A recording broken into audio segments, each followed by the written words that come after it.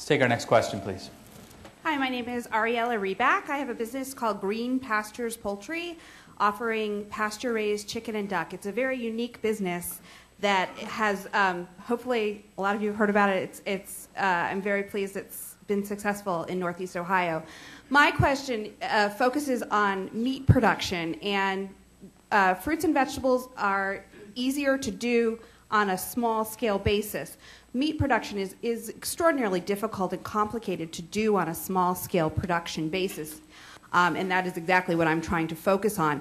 In Northeast Ohio, there is no accessible poultry processing facility. The nearest facility is an hour and a half south of here, and I'm so glad it's in existence. I want to direct my question to Director Boggs. One question is, could you please elaborate on the mobile processing facility, the status of that, and where the state is on that? And the second question is, this follows up on the regulation, and the cooperation between federal and state is really crucial in the meat industry.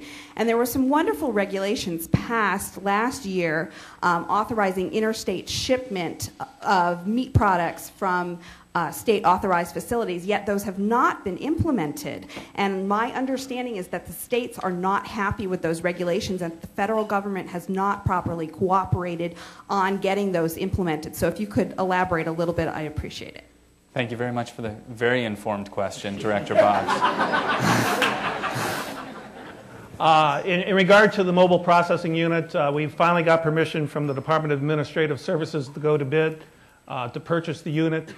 We are working with the Department of Corrections to actually operate the facility. Probably most people don't realize that the Department of Corrections operates their own meat processing plant to feed the inmates in the prisons, and we feel this is an opportunity to give some vocational opportunity and at the same time meet a need. But we really hope to be up and running very soon because it is so badly needed in the state, as was mentioned.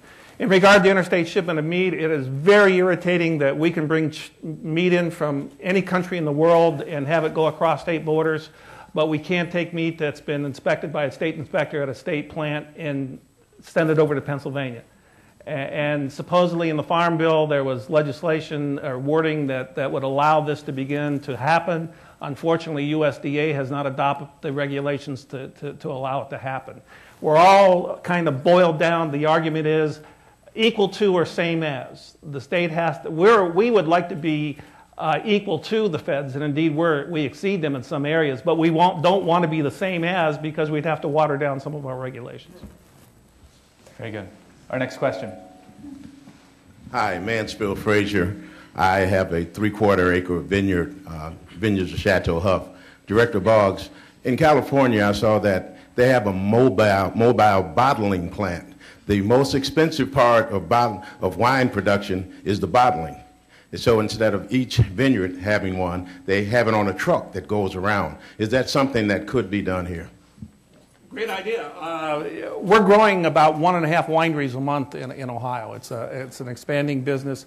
And we are funded through the Grape Industries program where producers actually pay into a fund for both marketing and research and so forth. And I'd be very happy if you would just write me a note or email me to take it to the Grape Industries board and see if that's something they would like to get involved with. Outstanding. Wow. Connecting good ideas with people who can make them happen. This is beautiful.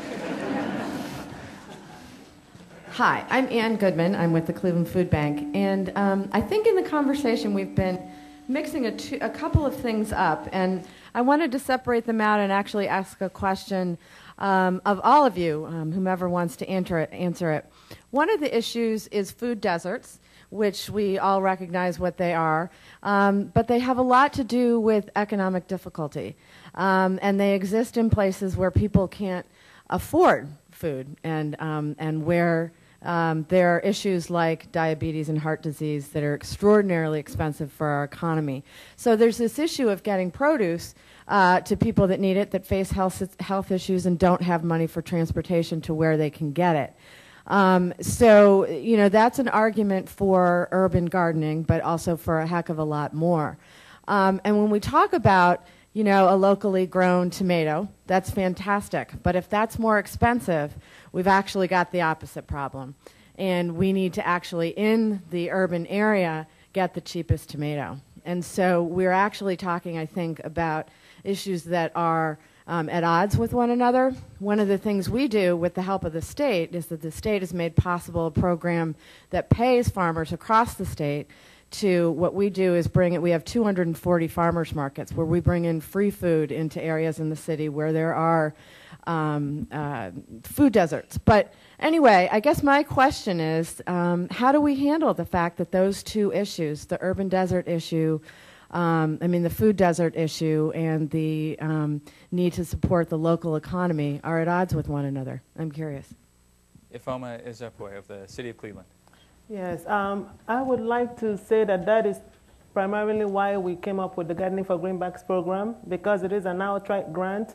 It writes off the cost. And so what we are encouraging is actually enterprise solutions to those issues that you mentioned, and we want to empower individuals rather than just giving them the fish. We are saying, let's teach you how to fish, let's give you the resources that you need. And we, as the City of Cleveland, are actually going into our regulations. We are changing city policies and ordinances. We now have an urban garden zoning designation in the city. We have also changed the way that people can access land to make it easier for them. We have some land bank lots that we've allowed people to lease and to use as gardens. So we are just encouraging Clevelanders to take the bull by the horn and actually go at it themselves. But more than doing it as a hobby, we are telling them you can make a living rather than just growing more than you can eat. Can you sell a little bit and also afford those other things, those other social needs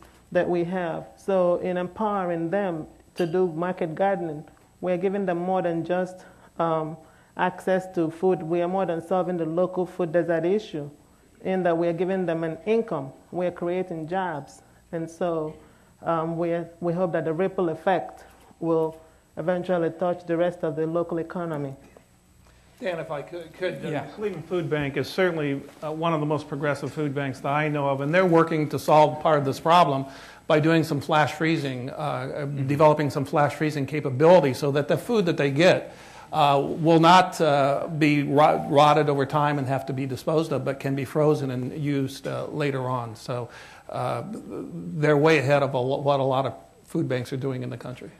Peter McDermott, you know better than anyone how many urban farms there are inside the city of Cleveland. How many of them are in the places that need them?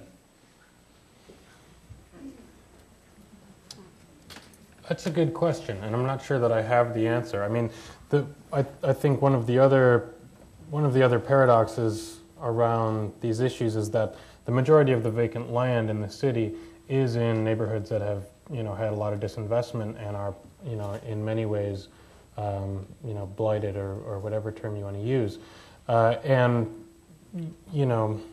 at the same time myself, I'm not sure if I would necessarily want to go into a neighborhood that I don't know anything about, where the people don't know me, and say, look, I'm here, here's my 1 acre farm. That's certainly one way to do it, and it could be successful, but it's a good question. I haven't looked at a map recently of where all the farms are, but they are concentrated in areas where there is a lot of vacant land, and that's continuing to develop. But like the question said, I do think that's a predicament, around these issues, and I say predicament because I'm not sure that there is an answer, one silver bullet that's going to do it. The flash freezing is a great idea. The EBT programs are a great idea. But realistically, if you're looking for the cheapest tomato, local farmers are not the place to find it. And so I think the food access issues and the economic development issues, they're decoupled right now in a lot of ways. Ifeoma Ezekwe, is there some other answer, though, that gets to Ann Goodman's question, or that gets close to a solution in forming farming co-ops in the food deserts? I would say we already have, I believe the last count, some literature from the Ohio State University Extension counted over 150 going to 200 community gardens. The distinction here is the market gardening piece. So we do have many communities coming together